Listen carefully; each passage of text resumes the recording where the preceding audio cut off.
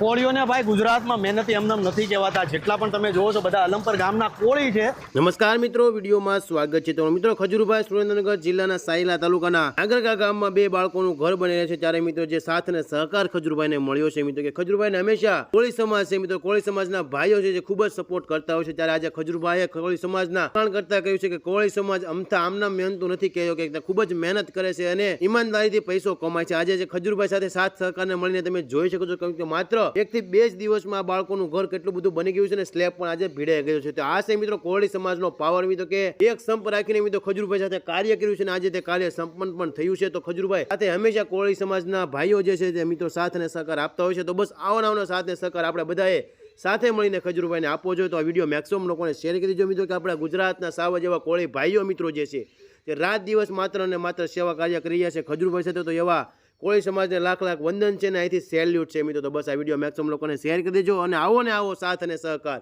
આપણે બધા લોકો સાથે મળીને ખજૂરભાઈને અને ખજૂરભાઈની ટીમને આપીએ, જેથી મિત્રો જે આ ગરીબ વાસીઓ છે તેનું ઘર જલ્દી ને જલ્દી બની જાય. કેમ કે આ ચોમાસું વાતાવરણ છે મિત્રો, વરસાદ ક્યારે પણ આવી શકે છે.